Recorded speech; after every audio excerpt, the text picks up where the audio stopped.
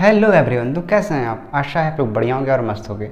आज हम बात करेंगे स्टडी ऑफ मेंटल फिनोमेना।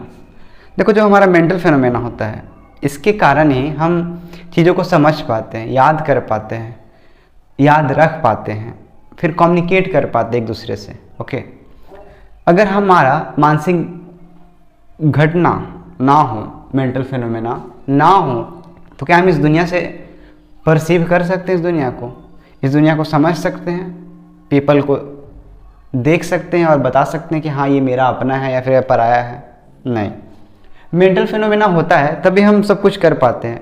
यहाँ किसी को प्यार होता है तो वो भी कहीं ना कहीं मेंटल फिनोमेना आपका होता है, तभी कहीं ना कहीं आपका सिग्नल छोड़ता है, आपका डोपामिन रिलीज होता है, तभी आपको लगता है कि हाँ हमको इससे प्यार हो गया या फिर कुछ भी।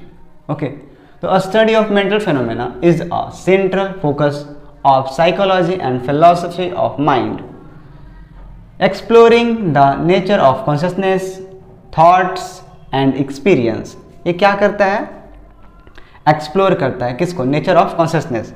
कॉन्शियसनेस का नेचर ओके क्या है? जैसे हम अभी आपसे इंटरेक्ट कर रहे हैं, बात कर रहे हैं, ओके तो ये कॉन्शियसनेस में हो गया। फिर थॉट्स, हम जो विचार रहे हैं, हम ऐसा सोचते हैं फिर वैसा सोचते हैं, हम कैसे सोच पा रहे हैं? कहीं चीज़ों को सुने, देखें, समझें, तभी तो हम बोल पा रहे हैं ना। ओके, एंड एक्सपीरियंस, हो सकता है आपके साथ कुछ ऐसा एक्सपीरियंस हुआ हो जो आपको बहुत ख़राब लगा हो और वो आपके साथ है अभी भी। ओके, तो उसको भी हम स्टडी करते हैं, देखते हैं, समझते हैं चीज़ों को।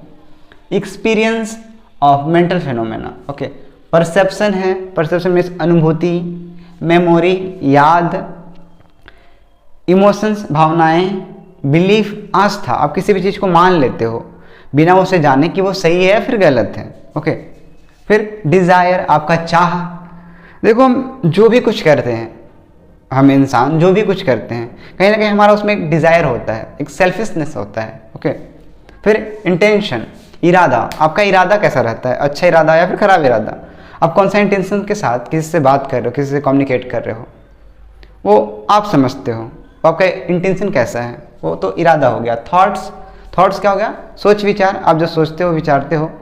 आप सोचते विचारते भी वही हो जैसा आपका इन्वायरमेंट रहता है, जैसा आप खुद को, अपने आप को समझते हो। Okay, consciousness and unconsciousness last में। तो कॉन्शियसनेस, इसके बारे में हम डिटेल से समझेंगे।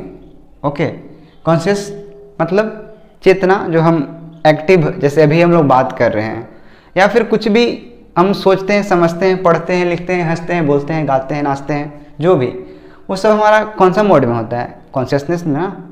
अनकॉन्शियसनेस का एग्जांपल अगर देखें तो जब हम सोते हैं तब जो हमारे साथ एक्टिविटी होता है वो अनकॉन्शियसली होता है। वो होता तो है लेकिन हमें पता नहीं होता। वहाँ कहीं ना कहीं जो हमारा होना होता है वो हम अनअवेयर होते हैं, अवेयर नहीं होते वहाँ।